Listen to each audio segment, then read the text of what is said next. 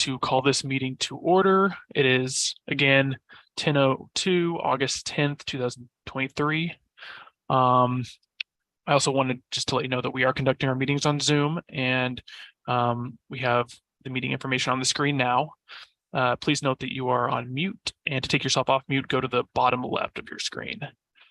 So let's get started with a roll call for our voting members. Starting with Rebecca Silva. Here. Okay. Jason Tuttle. Here. Ted Herner. Here. Esteban Quevedo. Here. Estela Nunez. Here. Darren Rinden. Bradley Reed. And Kathy Hutton. Here. And Rio De Leon. Here. All right, perfect. That's a good turnout.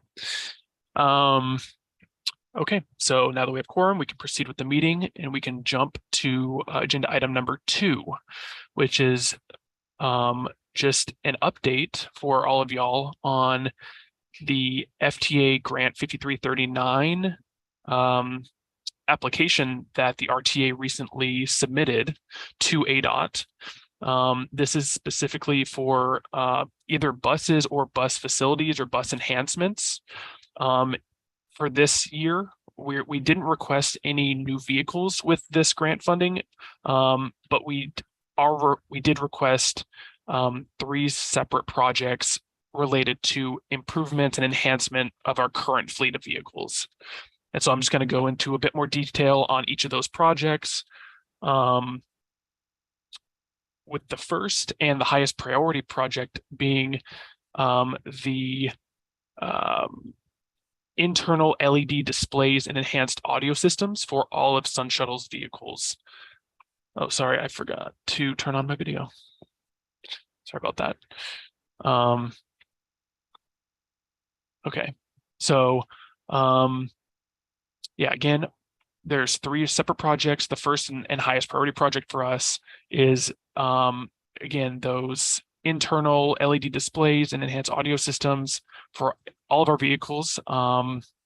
If awarded funding for this project, we will have the funds required to retrofit all of our existing vehicles with ADA compliant internal signage that will show you each specific bus stop name.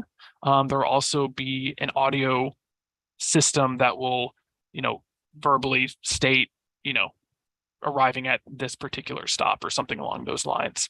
Because actually that is an ADA requirement that all public transit vehicles need to have. And to my knowledge, we don't have those on any of our vehicles. So we're wanting to just stay within compliance with the FTA on this and make sure that we do have the equipment and technology required for individuals who are hearing impaired or have visual impairments. So there's either, if they can't hear, they can see where their stop is. And if they can't see it, then they can hear it audibly based on the new speaker system.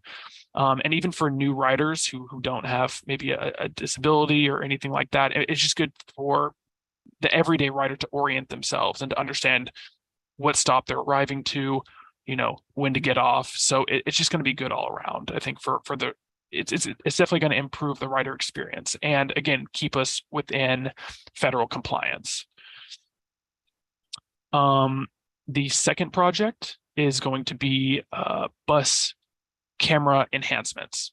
So we also applied for funding to again retrofit all of our Sun Shuttle vehicles with additional camera systems and to both monitor the drivers and the passengers and everyone outside of the vehicle. If there's an accident, those cameras should be able to pick up when those accidents occur. It will be recording that information, and it will help improve the accuracy of safety related events that occur on the bus. So if there's unruly passengers or something happening on the bus, hopefully that will be recorded.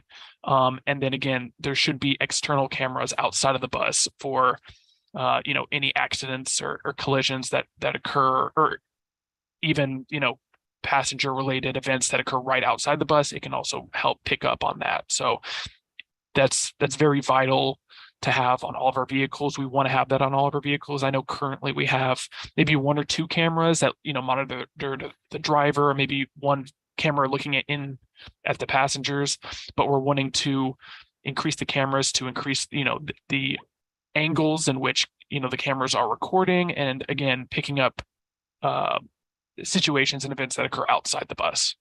So again, that's our second project. We're wanting to, install those systems on all of our vehicles, both at Second Gen and Total Ride National Express. And then our last project that we applied for funding for is driver protection barriers. And I know we've been talking about this for months, probably a year plus at this point, about the feasibility of that happening. So we felt like this grant was a great time to apply for funding so we can retrofit all of our existing buses with driver protective barriers, just to increase the safety for our drivers, because we all are aware and we've all experienced situations on a somewhat regular occurrence where riders can become unruly, they can become violent, or even just threatening. And we want to do all that we can to protect our drivers, because that is a very high priority for us, and I'm sure it is for y'all as well. So we are applying for funding to, again, retrofit all of our existing vehicles with those driver protective barriers, to again make the drivers feel safer and to provide that physical barrier between them and passengers whenever things get a little out of hand on the bus. And I will note that we are currently in the process of ordering 6 new vehicles, 2 going to Ajo, 4 going to the Total Ride yard. And all 6 of those vehicles are going to have those driver protective barriers already installed on them. So you should both be receiving those new vehicles with those barriers attached and included. But for all the existing vehicles that don't have those barriers, we're wanting to retrofit them and install them onto those vehicles. So those are all 3 of our projects that we've applied funding for. I just wanted to give you all a heads up on, the status of the application. We submitted the grant last month, so it was pretty recent. And, because it's ADOT, it's going to take a little while for them to get back to us. I'm assuming at least 3 to 6 months until ADOT confirms if we have been awarded funding, either partial funding or total complete funding for all 3 of those projects, or if they're only going to fund maybe 1 or 2 of the 3. We don't really know. That's still kind of up in the air. But I will definitely let the committee members know as soon as I receive any updates from ADOT on the status of this grant application, because once we do get the green light and we get an award letter, then we want to begin the process of actually ordering this equipment and this technology to then begin the process of installing onto the vehicles. And I will also note that even if we aren't awarded full funding for these, or even partial funding, these 3 projects are high priorities for us here at RTA, and we're going to find other means to fund the purchase and installation of these these items. So even if one way or another, we're going to try to have these the barriers, the camera systems, and the internal signage and audio systems installed on the vehicles at some point. And it's going to take some time, but these are high priorities for us, and that's kind of where we're at. So with that, does anyone have any questions or comments on this information? No. Anyone from Total Ride? Yes, please. I was just trying to find it in mute. I think Ted had a question. Well, Okay. I was just curious about what the timing was. You kind of mentioned, at least 3 to 6 months or so before you get the funding and all that. So Yeah, it's kind of up in the air right now, and you never really know. I mean, I'm just going, it's a very rough estimate, and it's just based on, the time it takes for ADOT to respond to. ADOT has responded to me from like previous grant applications that I've applied to. It does take a bit of time, so I wouldn't honestly. It's probably going to be closer to 6 months, if I were to guess, but it's just a guess right now. And Preston, the barrier devices, are you talking about that plastic shield? Correct. Yeah, it's a clear plexiglass shield, and it is right between kind of the walkway up to the entrance of the vehicle and where the driver is seated. And we again have already planned on having those installed on the 4 new vehicles coming in this October to your yard, and then you can check it out firsthand and get a feel for what they look like and what to expect for all the other vehicles. And so the vehicles that are coming, and they're going to have those in place throughout, they're also going to have the fare boxes also too at that time, or? Yeah, it's a good question. So we were speaking with our vehicle vendor about this, because the protective barrier does overlap with the fare box currently, and they were asking, did we want to cut around the fare box or just take off the fare box completely and just put the driver barrier where it needs to go and not have to make any adjustments to the plexiglass. And we agreed, I think we all agreed, and I spoke with Kathy and Roger about it, and Jason, I think, was also present, about how to move forward with those. And we agreed that we're just going to take off the fare boxes, take out the fare boxes temporarily at least, and have the driver barriers installed as they are without any cuts to the plexiglass, just because we're currently not collecting fares and we don't know when we're going to be collecting fares.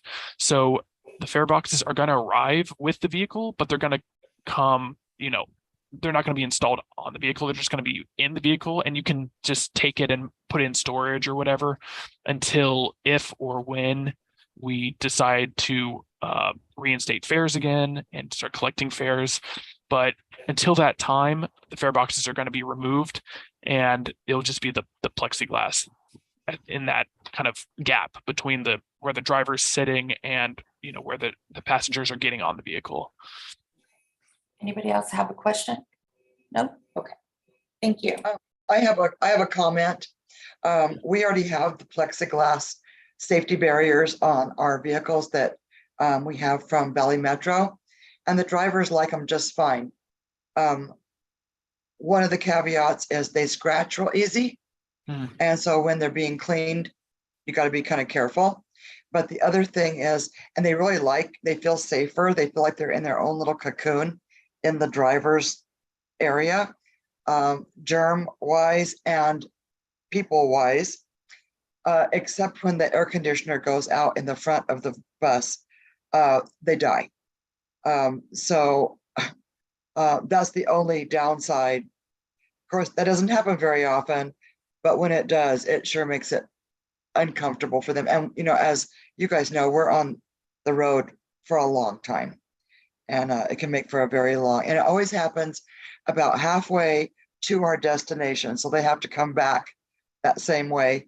It just, I don't know, Murphy just goes with us on those trips, I guess. But anyway, they do like the barriers, and they feel more safe, and they also feel like it puts a germ barrier between them, even though it's not so much COVID now. But there's flu season coming and cold season coming, and you just never know what your passengers are carrying around with them.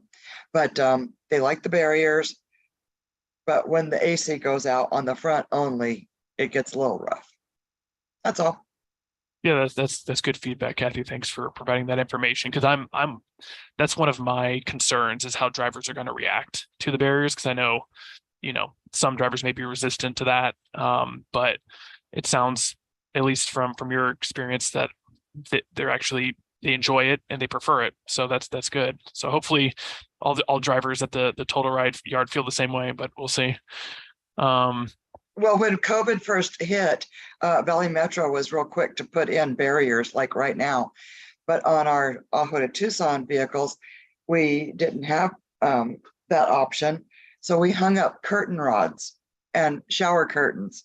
So they're so grateful that they're not shower curtains now. Because that was pretty, it didn't protect them really from people, but it Yeah. kind of put a little germ barrier between us and them.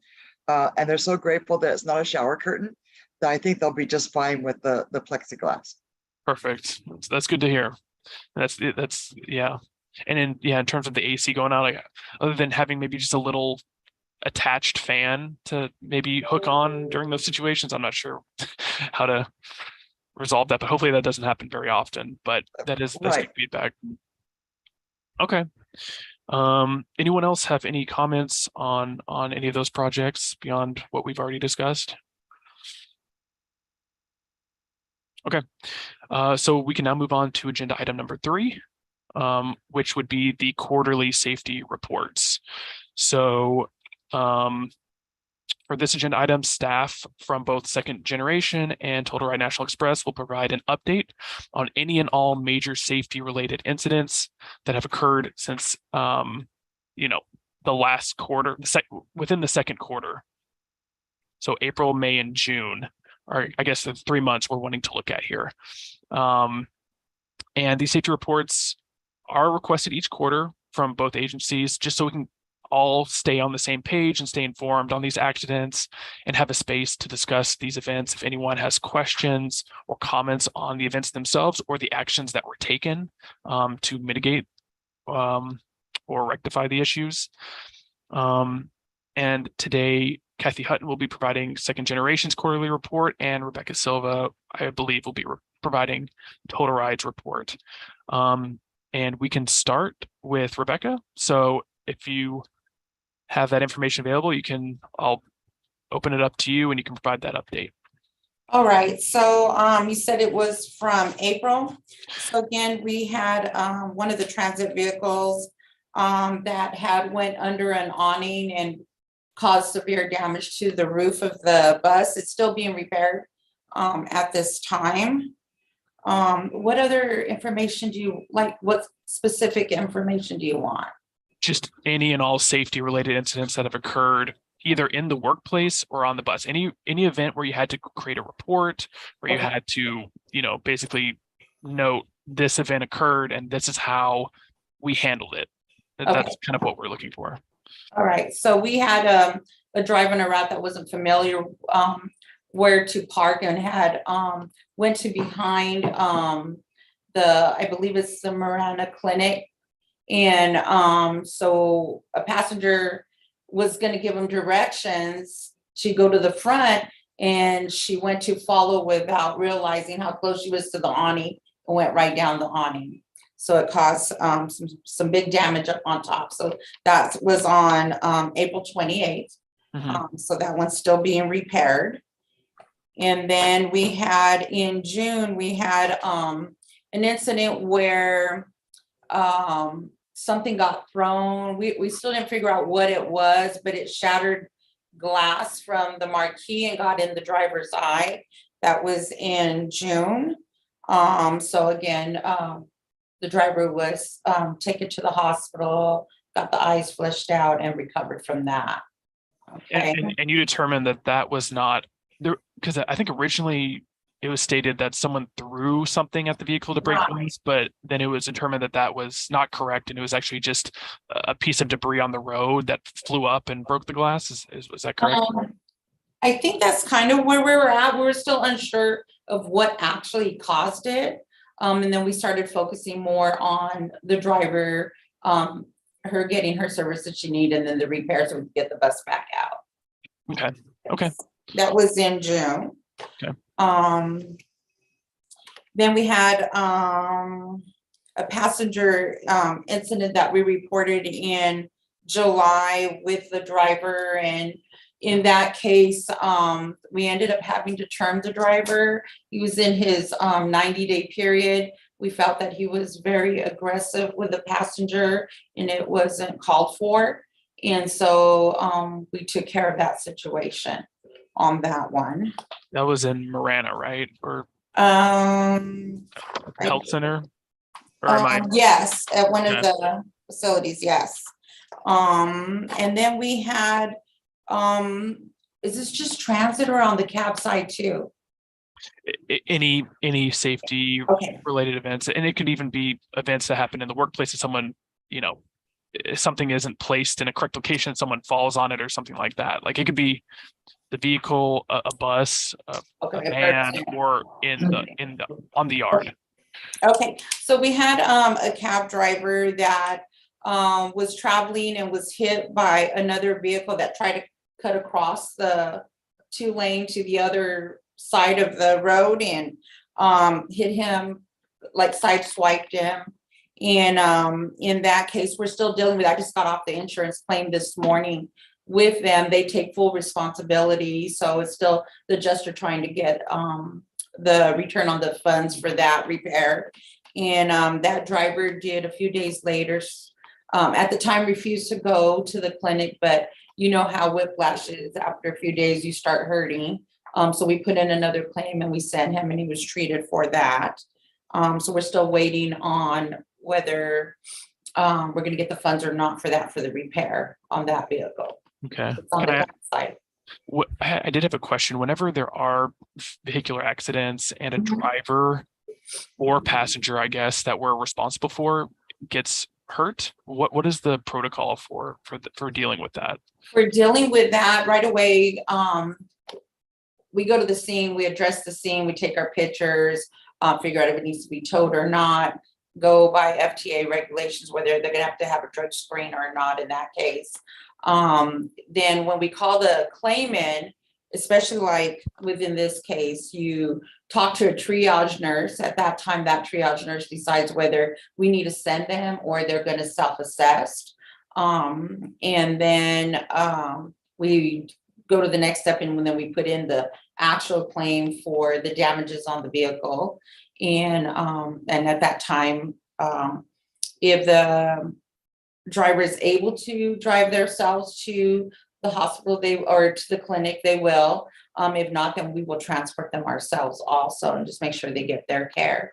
And then usually we have to wait a day or two. The adjuster will reach out, say, okay, now I need photos, incident report, root cause analysis, supervisor report. So we have all that documentation. We email to the adjuster, and then from there they take care of it.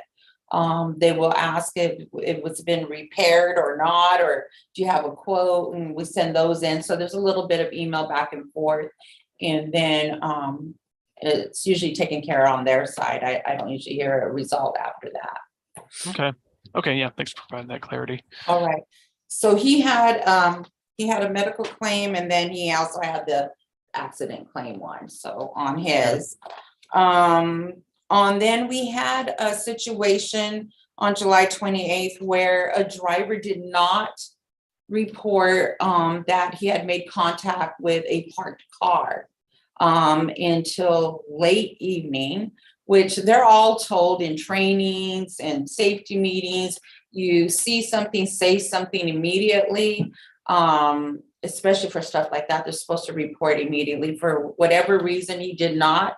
In his mind, he felt there was nobody, there was really nothing and nothing to report. But in finding, there was something to report. And he should have said something at noon when it happened, and or 2 o'clock. I think he had said it had happened, and he did not report it till like 9 o'clock that night when he was ending his shift. And he was doing his post trip and realized it was bigger than what he thought, because it did scratch the side of the transit bus and it was more damage. So of course we had to go into investigation, make sure we made contact with the owner of that vehicle. And then we had suspended him until we had all our findings.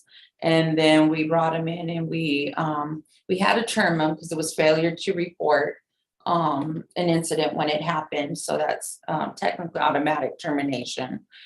So we had to do that with that vehicle. Okay. Mm-hmm.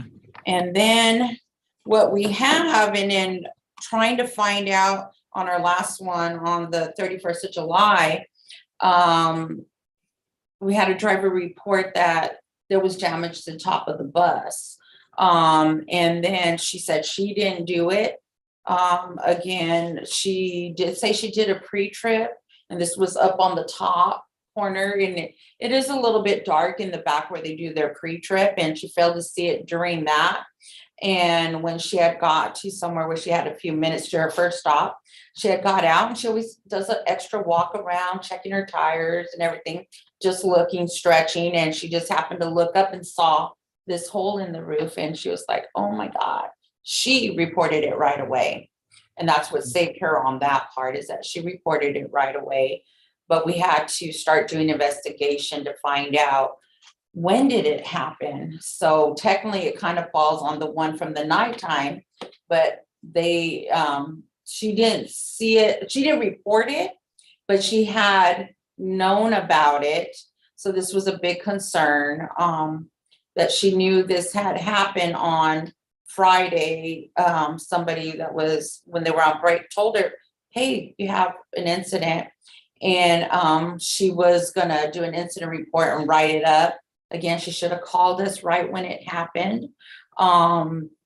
She said she didn't do it. We had road soup travel and follow, and there was nothing in that path that you would have made contact with a tree or something that would have caused that. So it's a little bit unfortunate, but we're trying to still investigate that, going by driver, before, and looking at the Zonar path, and having road soup go and take those paths and try to figure out where this could have happened. So that was technically still under investigation.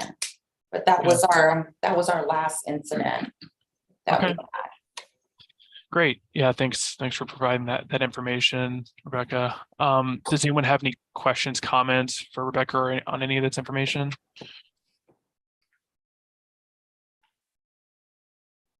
Okay, if not, yeah, thanks again. And we can now move on to second gen, and Kathy, if you want to provide any safety related incidents that have occurred, within the second quarter of this year. Yes. The floor is open to you. Okay, our first one, we have two. We don't have any incidents, but yes, we do. Never mind. Our first one is on May 9th. With our dial-a ride, we got a call in to go pick up a passenger locally. We arrived at the location. And when we got there, she put her mother-in-law on, that was in a wheelchair, and we were to take her to the clinic. On the way to the clinic, the mom falls out of her wheelchair. That's what I was told. So the driver pulls over, makes sure the lady is okay, or ask her, you want me to take you to the ambulance, or you want me to stop right here? What do you want me to do? Are you hurt? And the lady says, no, honey, I'm fine. Just help me get back in my chair.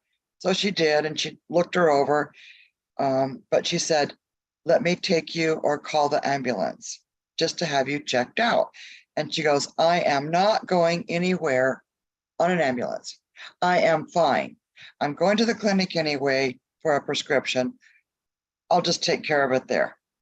Well, they got her to the clinic, and apparently she called her son, and her son said he's going to sue us, and we're just terrible.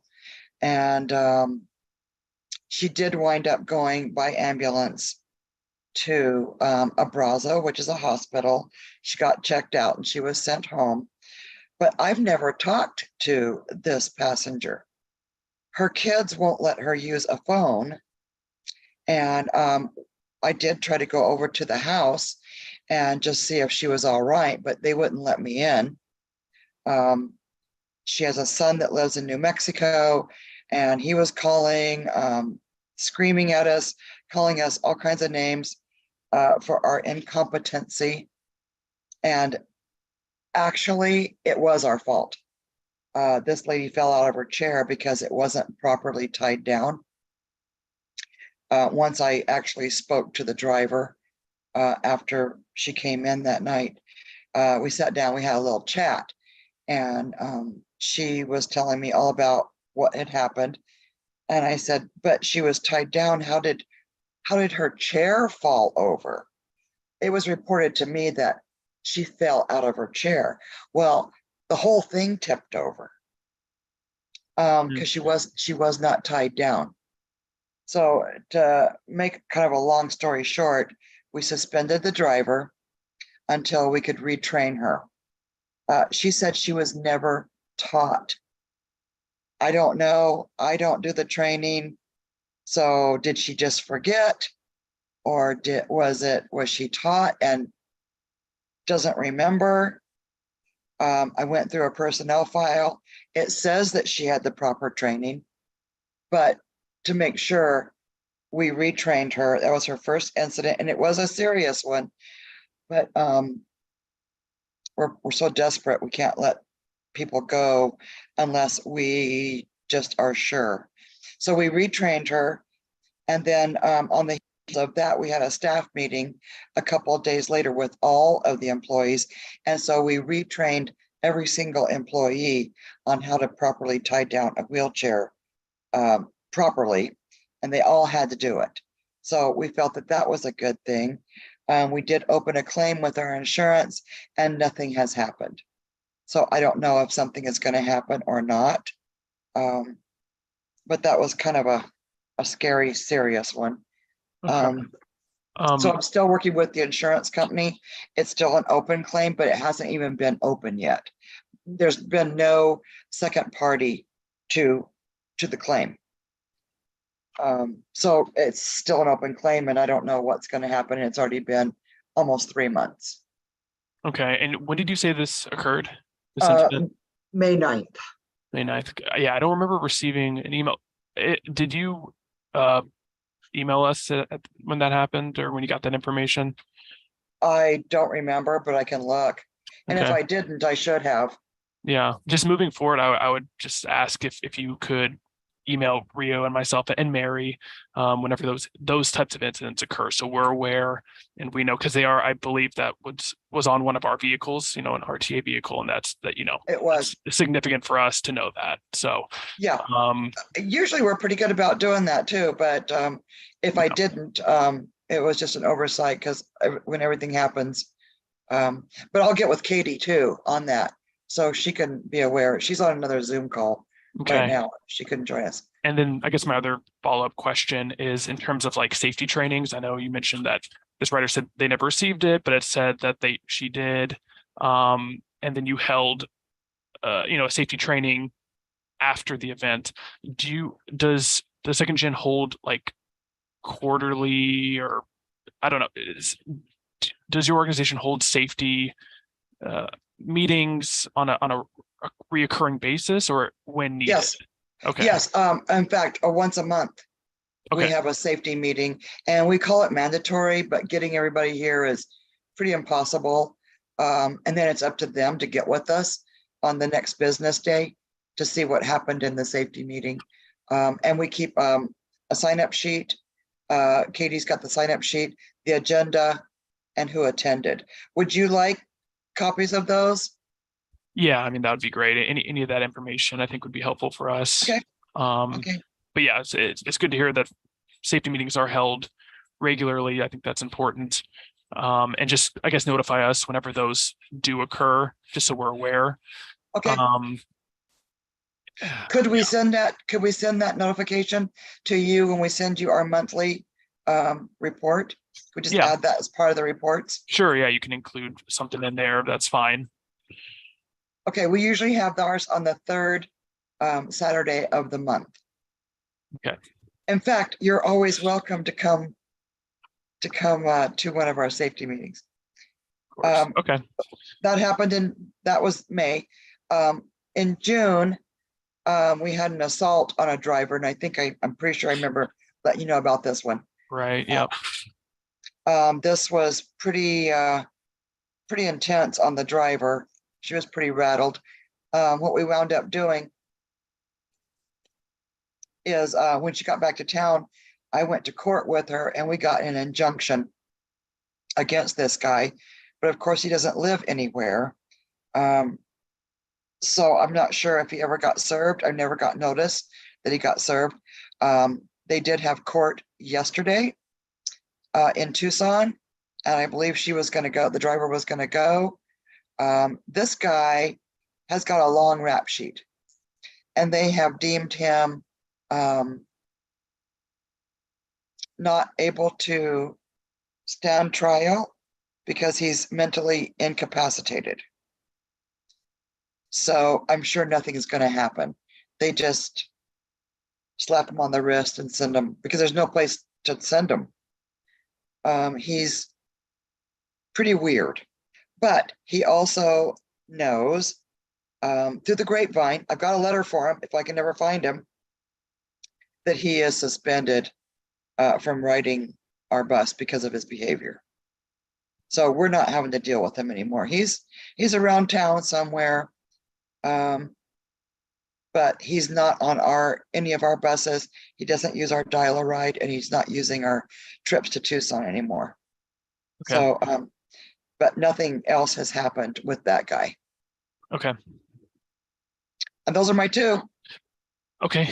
All right. Yeah. Thanks for providing that information, Kathy, and keep us updated on that May incident whenever you get information. I will. Yeah. Make sure that we're CC'd and looped into that. Yeah, I will make sure. Does anyone have any questions or comments for Kathy?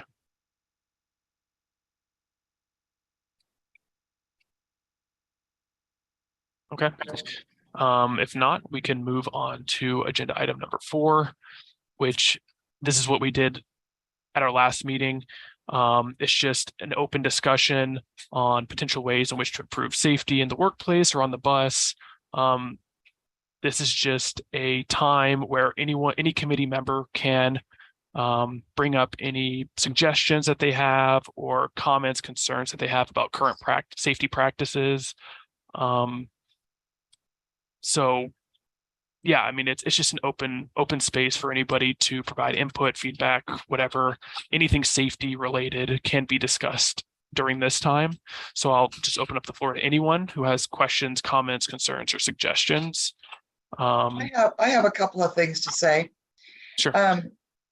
I've been doing this for 20 years. And when I was listening to Sylvia, it sounds like she works here, because the employees are the same and the incidences are the same. And what we found after COVID, our drivers were getting a little bit compliant. They weren't paying attention. It was almost like they did so much repetition that they were just getting complacent. And so we kind of put our heads together, and what we didn't have before was some kind of an incentive program. And so we've got now in place a 401k, but we also have the possibility of profit sharing at the end of the year. And with that said, what we bring up in our safety meetings, if you don't stop wrecking the vehicles, and if you stop being irresponsible and not accountable, then there might be some money left and you can share it. If you're just going to treat this like it's nothing and you don't take care of the equipment, then there won't be any money for you for the profit sharing. And we were pretty proud of coming up with that.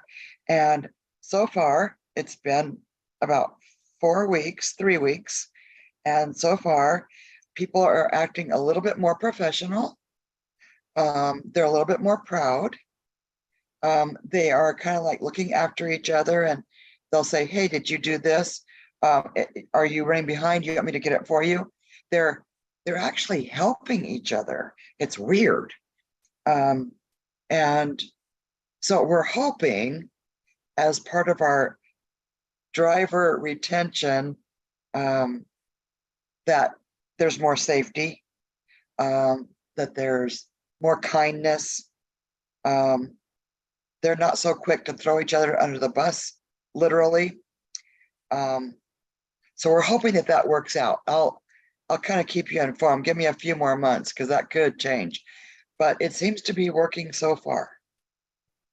That's an interesting strategy. But it sounds like a creative way to improve morale and boost, overall safety practices. So that's great. I'm happy to hear that that's been implemented. And yeah, let me know how that turns out as a case study. It'd be interesting to see, Yeah, how this works out for your drivers and if they maintain this, level of safety and competency. I don't know what you want to call it, but I don't either. And it might wind up being an epic fail. I don't know. But it's a good start. And I feel proud that we came up with something that we could afford and something to make their morale and make them proud and remind them they're professional. Anyway, that's what we're doing. great. Yeah. Just for providing that input. That is awesome. Do you have something, Ted? I was just gonna make a comment, and I do some training here at Total Ride. One of the things I think is important is not just training the procedures and techniques, but what I look for when I'm observing new people in particular is, do they exercise good judgment? Are they risk takers, or are they, conservative in their driving habits? And so I try to pay attention to that, especially with new people. Right. And then in that case too, I'm always reminding them that, especially with the campsite, it's a car. And sometimes you have to remember you're at work and you're in a company car. This is not your car, because there are maybe some unsafe behaviors that you're doing in your own vehicle that are not allowed in our company vehicle. And I find myself doing a lot of coachings because our company has high expectations, and with drive cam, they've come up with stopping before the stop sign, and they have this AI in it where you don't actually have to have a braking event for it to record an unsafe behavior, like taking a drink, eating, so those things are coming on, and in a way, the driver sometimes feels they're in my office all the time being coached for everything. But I explained to them, this is to help you correct those unsafe behaviors, maybe that you're not aware of. And so it's been a struggle back and forth, especially with that stop sign, because Tucson, for some reason, puts your limit line way over here and your stop sign way back here. And they have to stop before the stop sign so that the camera sees they stopped. And then I asked them to slowly move up, stop before the limit line, make sure it is clear before you proceed, be safe. Because they're on a point system, they have a scorecard, it monitors accidents, injuries, drive cam, speeding, we have Zonar, which tracks all that. They get coached for that also. And for those that aren't complying, that have so many big events, then we have to create an action plan. And we found that when we do that, you go from here, and you can, if you pay attention. And sometimes we have to help you do those things, and then they can see how far they come. We put up a safety committee board for the company. They have those too. We have safety committee meetings also. But I'm actually posting their results where they're at, not by names, you're not blasting nobody, but so that they can go find by their employee number, find where they're at, and then come and see me, and we can discuss it if you have a concern, because there's automatic coaching for the ones above, below 50%, right?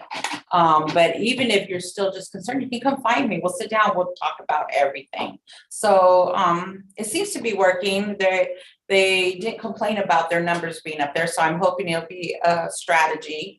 Our company also has, it's called Summit Committee. And what that is we, with everybody throughout the United States, we get on and we talk about our accidents and injuries and how what our research was and what the outcome was. So it's actually awesome, because I'm seeing some things that we need to improve and that we need to be aware of and take in the procedure as if for termination or retraining, and how we can prevent these from happening again. So we have a lot of things going on right now. Yeah, and that honestly, that last thing you mentioned, the summit, Yes. that kind of sounds like what we're doing on on a larger scale. So that's kind of what we're doing on a smaller scale here, Right. is having an open discussions about accidents, how they were handled, how other, conversations between two different agencies on how, they dealt with, similar situations to get, more perspective on different strategies. So that's great. Yeah, thank you all for providing that information and your own individual strategies and your organization strategies on how to deal with these types of events. So that's really good to hear. Preston, do you want me, like Kathy said, you're asking about the safety, because our corporate company also has topics that we talk about every month, and it's mandatory, just like you said, not everybody does come, but they are required to meet with me afterwards and get an update on what was taking place and FYI to know what to do. Do you want us to send you those also? Yeah, I mean, I would say yes. It doesn't have to be super exhaustive. I mean, it could just be a Right. brief summary of like when the safety event occurred, what was covered, Yeah, topics. who attended, maybe, or like an attendance list or something. Or, I mean, it doesn't even have to go maybe in that much detail, but just some sort of update. That would be great. All right, no problem. Thank you. So, okay, perfect. Any other comments before we move to the last item, which is the adjournment of the meeting? Okay. All right. So we'll move on to item number 5, which again is the adjournment. If there aren't any additional comments or announcements before we adjourn the meeting, I'd just like to thank everyone for participating. We will definitely reach out to you before our next scheduled meeting, so you can set the date in your calendar. Because we were a little bit behind for this quarterly meeting, we will likely be holding our third quarter meeting, transit safety meeting, probably the beginning or middle of October is my guess of when the next transit safety committee meeting will occur. So just, I guess, preemptively plan ahead sometime early to mid-October for the third quarter transit safety committee meeting. But yeah, with that, I will go ahead and officially adjourn the meeting, and have a good rest of your day. And thanks again for attending. Thank you. Thank you.